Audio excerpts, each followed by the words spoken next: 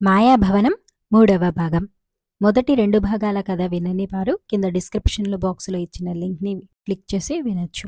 మొదటి 2 భాగాలలో వీరగిరి యువరాణి విద్యావతి జన్మదినోత్సవం 3 రోజులు వందనగా యువరాణి అంతుపట్టని బలహీనతకు లోనవటం, జ్యోతిష్యాచార్యుడి సలహా ప్రకారం రాజదంపతులు 2 సార్లు వెళ్లి కుమార్తెను చూసి రావటం, సారస సరోవర విడిది భవనం నుంచి హఠాత్తుగా కనిపించకపోయిన వీరగిరి యువరాణి విద్యావతిని వెతకటానికి మహారాజు వీరసేనుడి ఆజ్ఞానుసారం సేనాధిపతి ఉగ్రసేనుడు భటులను నలుదిశలకు పంపటం, మరునాడు యువరాణిని వెతకటానికి రాజుగారి అనుమతిని కోరుతూ ఒక యువకుడు రాజదర్శనం కోరటం వరకు తెలుసుకున్నాం కదా. తర్వాత ఏం జరిగిందో తెలుసుకుందాం.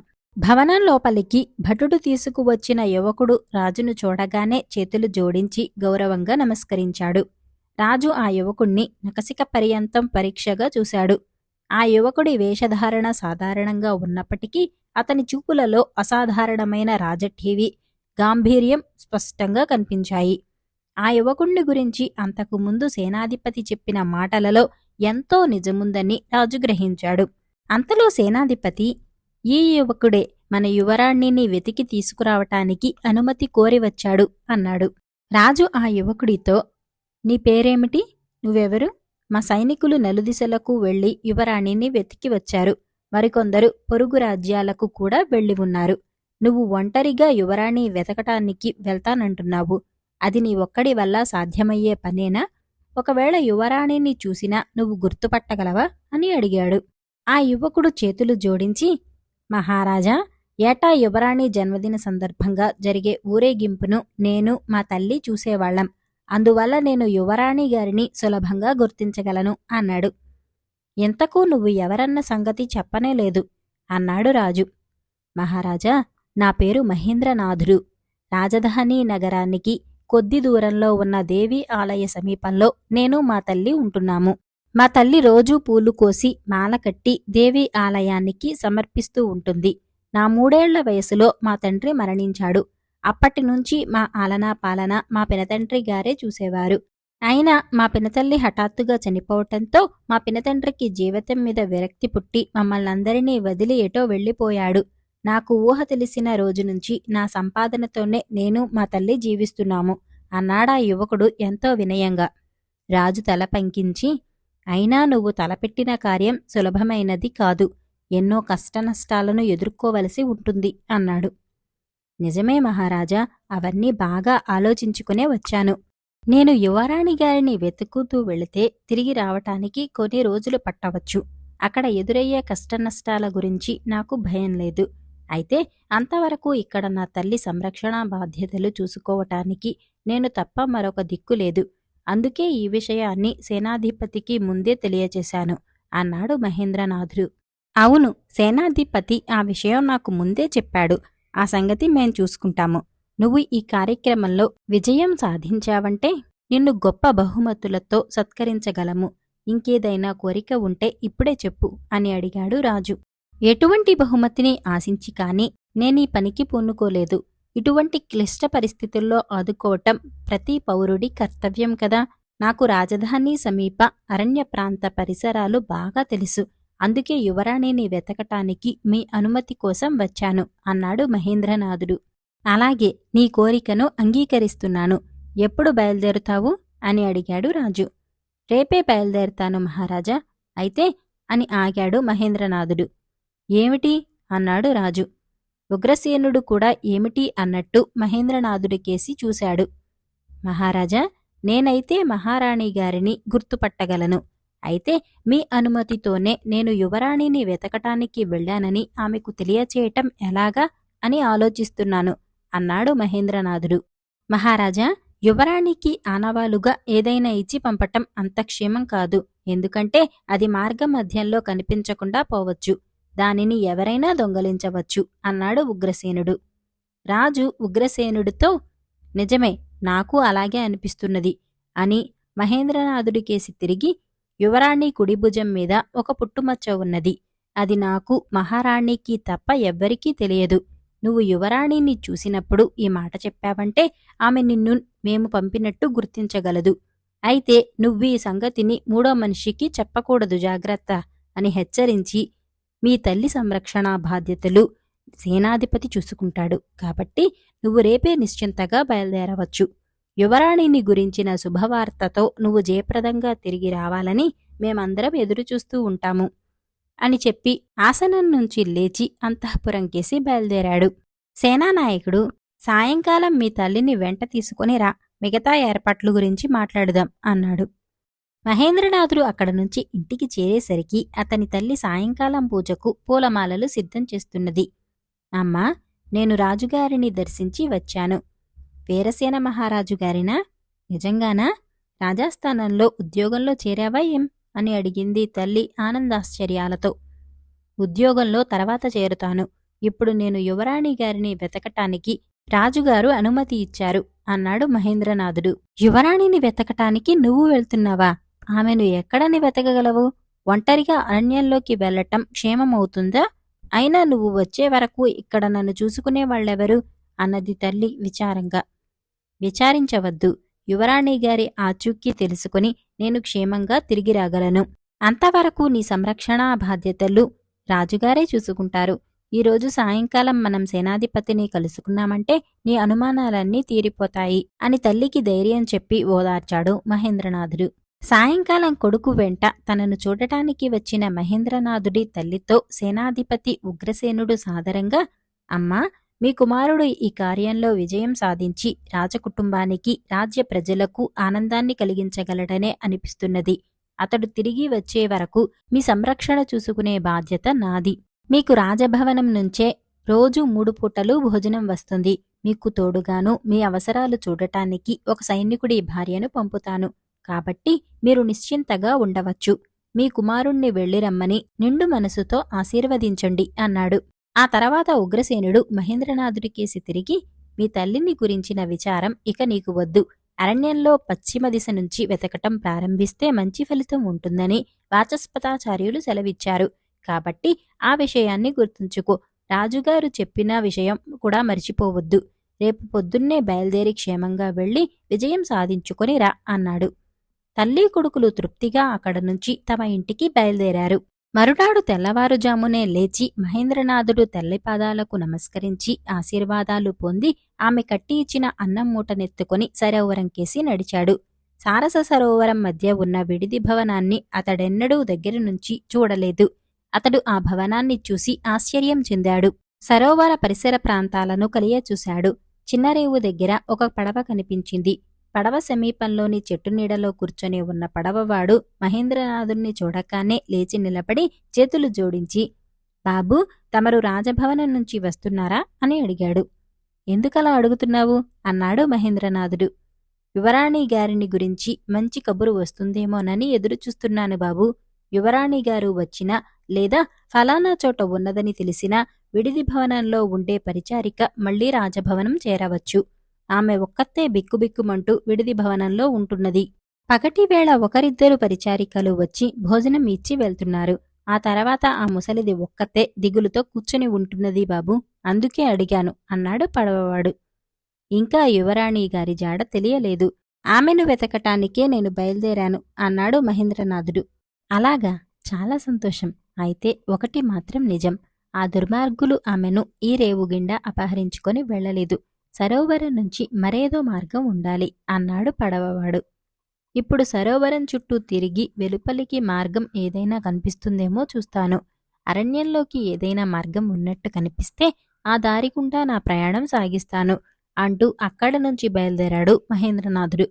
మీ ప్రయాణం విజయవంతం కావాలని కోరుకుంటున్నాను.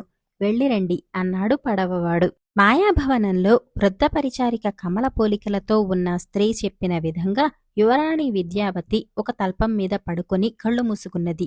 కాని ఆమెకు ఎంతకూ నిద్రపట్టలేదు.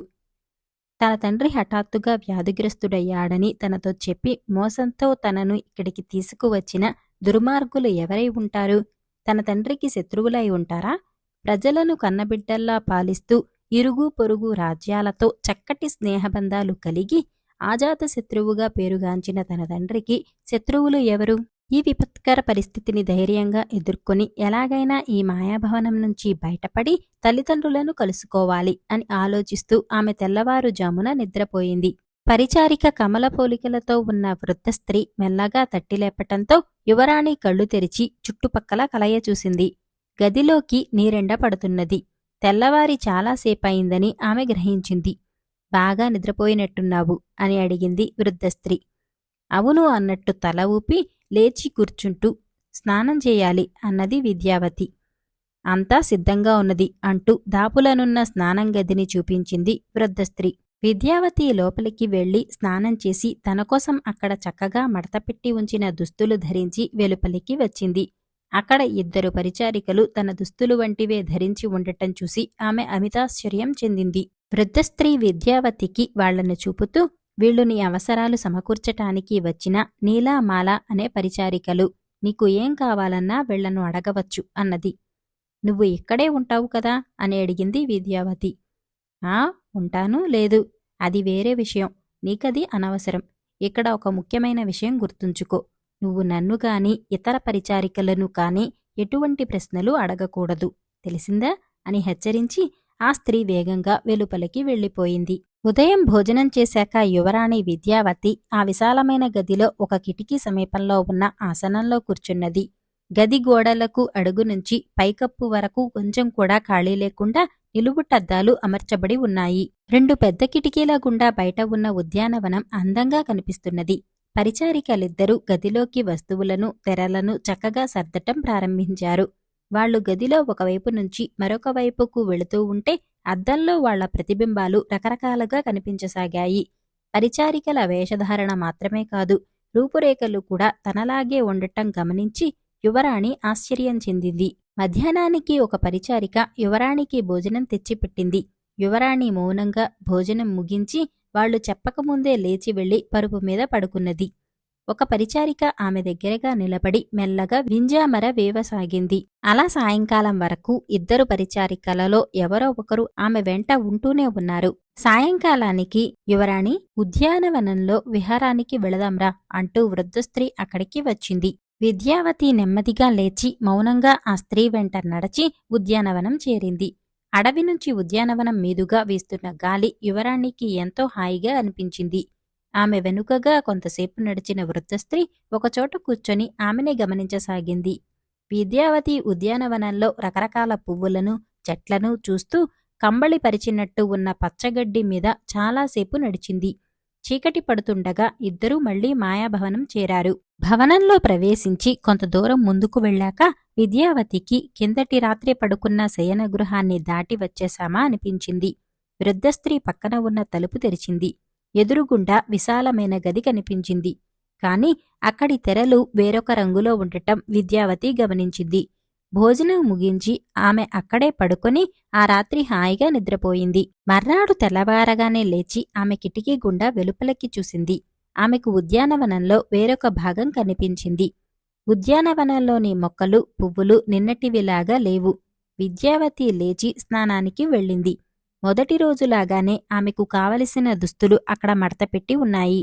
స్నానం ముగించుకొని వెలుపలికి రాగానే అక్కడ వృద్ధ స్త్రీ మరి 2 పరిచారికలు కనిపించారు. ఆ 2 పరిచారికలు కూడా యువరాణి ధరించిన దుస్తులనే ధరించి ఉన్నారు. వాళ్లు కవలలుగా కనిపించటమే కాదు, వాళ్లలో తన పోలికలు కూడా కొంత ఉండటం విద్యావతి పసిగట్టింది. వీరి పేర్లు సురేఖ, సులేఖ. ఈరోజు వీళ్లే నీకు కావలసిన అవసరాలు సమకూర్చగలరు అని చెప్పి వృద్ధ స్త్రీ అక్కడి నుంచి వెళ్ళిపోయింది. తన దగ్గరికి వచ్చిన ఒక పరిచారికతో విద్యావతి, సురేఖ, నిన్నొక విషయం అడగనా అన్నది. నేను సులేఖను యువరాణి, ఏదైనా పానీయం తీసుకురమ్మంటారా అన్నదా పరిచారిక. ఏదీ వద్దు, నువ్వు ఇక్కడ చాలా కాలంగా ఉంటున్నావా అని అడిగింది విద్యావతి సూటిగా. లేదు యువరాణి, ఇక్కడకు వచ్చి 2 నెలలు కూడా కాలేదు అన్నది సులేఖ.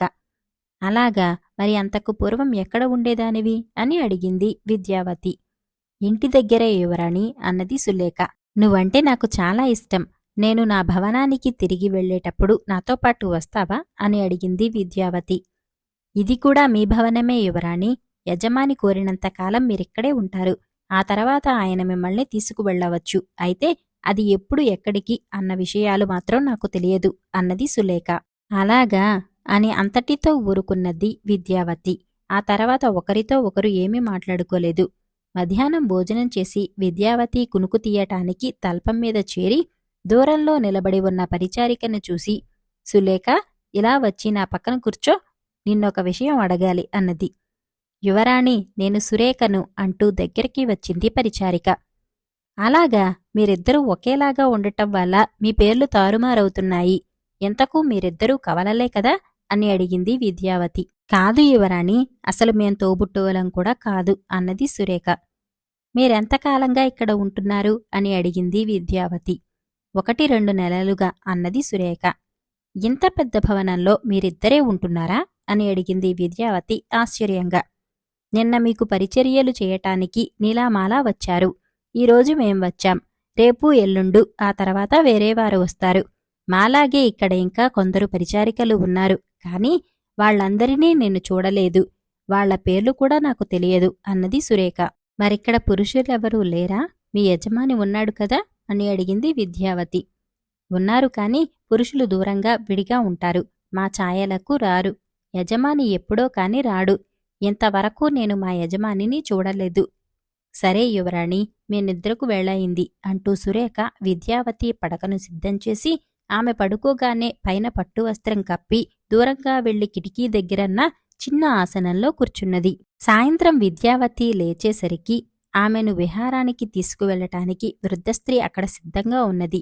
తను విహారానికి వెళ్లేటప్పుడు వృద్ధస్త్రీ తప్ప మరొకరు రావటం లేదు. వృద్ధస్త్రీ కూడా తనతో తూచితూచి మాట్లాడుతుందే తప్ప అవసరానికి మించి ఒక్క ముక్క కూడా మాట్లాడటం లేదు. వీళ్లందరినీ శాసిస్తున్నది ఎవరా అని ఆలోచిస్తూ విద్యావతి వృద్ధస్త్రీతో పాటు కొంతసేపు ఉద్యానవనంలో నడవసాగింది. చీకటి పడగానే ఇద్దరూ మాయాభవనంలోకి వచ్చారు. వృద్ధస్త్రీ తనను ఇప్పుడు వేరొక గదిలోకి తీసుకువెళ్లినట్టు విద్యావతి స్పష్టంగా గ్రహించింది. మరునాడు ఆమె నిద్రలేచేసరికి మాలిని, శాలిని అనే 2 పరిచారికలు వచ్చారు. వాళ్లు తాను ధరించిన దుస్తులే ధరించి ఒకే పోలికలతో ఉన్నారు.